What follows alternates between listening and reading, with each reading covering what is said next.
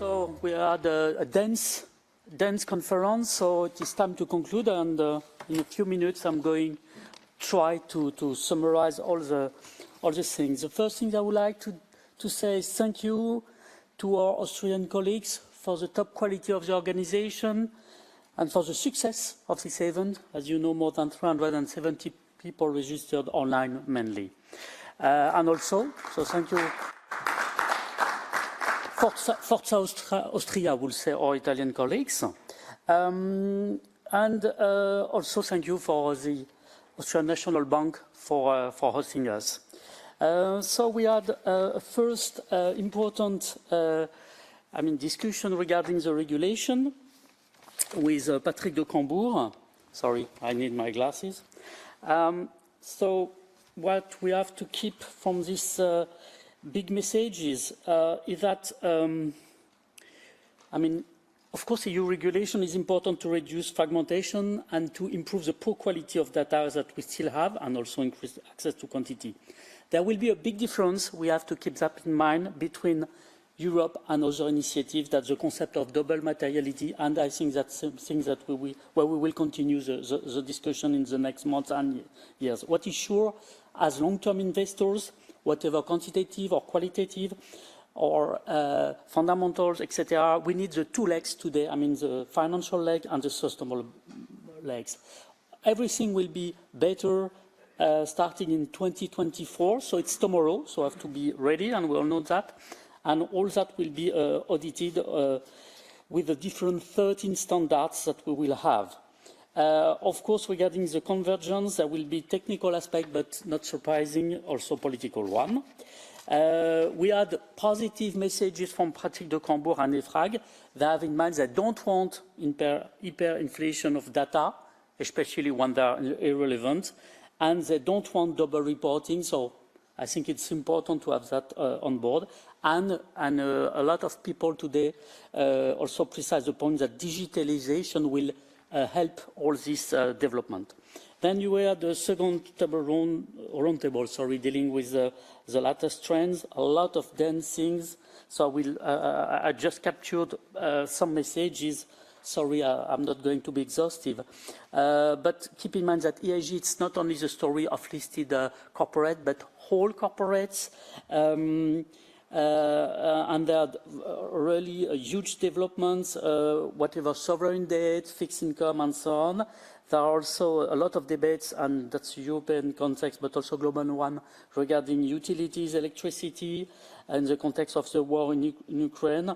But all that explains also that we can at the same time manage the energy transition, because energy transition is simply to progressively decarbonize our European and global economy, and we can manage at the same time. What we have to say also, I keep in mind that that's the advantage of this event, a lot of different input from a lot of European countries. That's the advantage and the plus of this conference. Of course, Austria, but Switzerland, Germany, Spain, Italy, France, and I will not forget Andorra. Thank you for the colleague from CESG. There still are some disappointments regarding the evolution of the taxonomy, and personally, but also a lot of people said that they hope that we will have some progress in order to avoid too much complexity. Biodiversity is clearly one of the new frontiers that we will have to address progressively, with modesty, because difficulty with data and methodology, but clearly part of the climate change and all environmental challenges.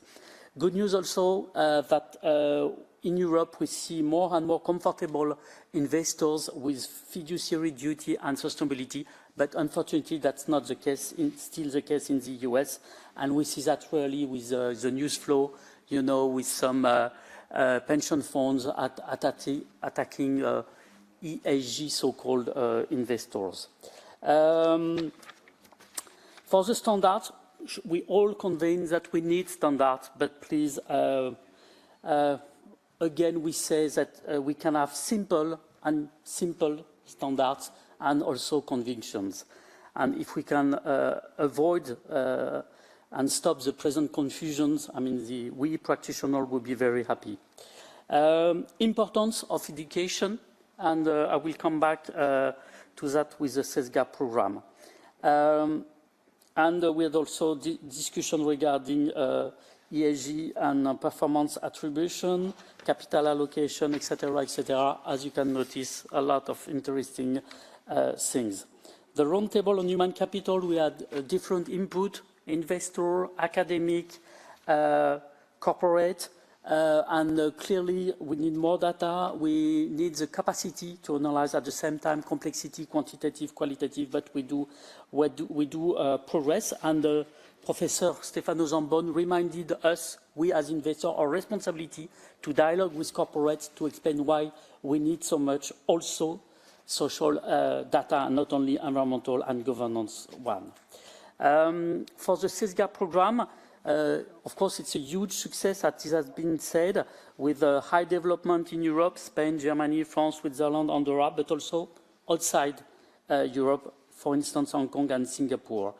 And we will have a new update version starting in March 2023, and we are happy that it can be very helpful for all kinds of people, whatever they work in corporates, financial markets and other businesses. What's going on in carbon markets? That was another session this afternoon. We all conclude that carbon price is absolutely necessary, and not only because we are investors, but I mean for all stakeholders. There's today a large diversity of instruments, such as internal carbon pricing, ETS, etc. A lot of initiatives in Europe, China, Canada. But at the same time, especially in Europe, we have to think about to avoid the relocation of industrial production outside of Europe, steel for instance, because of potential pressure from that. Regarding the internal carbon pricing, a survey from KPMG, the guy gave the figure, interesting, 80% of the companies said that they are using or plan to implement internal carbon pricing. That's the good news. The bad news is that when you look at the figures, 68% put a price under $50. Personally, I think it's not enough, and only 32% more than $50. But these markets are all developing. Just for voluntary carbon markets, $2 billion of transactions in 2021. That's nice. But keep in mind that before compensating, the rule number one is to try to reduce as much as possible in absolute terms. There was a question, important one. Can a company claim that it is climate neutral? And the answer from the speaker was yes, but only if the company really is in action. I mean, is implementing a net zero pathway. We had for the next roundtable, interesting contribution on the subject how CFO's jobs have changed with ESG from Austrian past. And yes, the person in charge of investor relations said that it had dramatically changed in the last 3 to 4 years to report more, to have goals, actions, measures. But he emphasizes the more and more complexity of reporting with the different things, especially taxonomy. But he answers more and more questions, and they develop specific ESG roadshows and so on. And one key performance and questions more and more asked to CFOs is, are there some ESG criteria part of your objectives for your remuneration? And that's true, that's a common and increasing question that we all question. And I conclude with the present debate on weapons that we just had there. Of course, it's a complex, difficult, broad, and completely actual topic. There is no simple answer. Nothing is black or white, as you know. And it was very interesting to have the evolution and the perspectives that asset owners and asset managers have in Nordic countries because of their culture, history, and geographical location. And it was interesting that some investors are changing their policy, for instance, to invest in local weapons producers. Of course, we debated the importance to differentiate between conventional and controversial weapons, even if sometimes it's difficult to differentiate.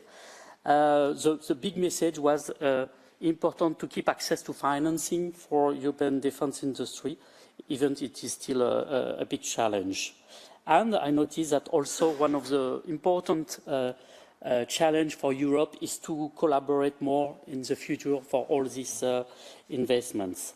Now I would like to conclude with this last session with an old call from the Roman Empire 2,000 years ago, where it was said that if you want peace, be prepared for war. I think that's something we have to keep in mind.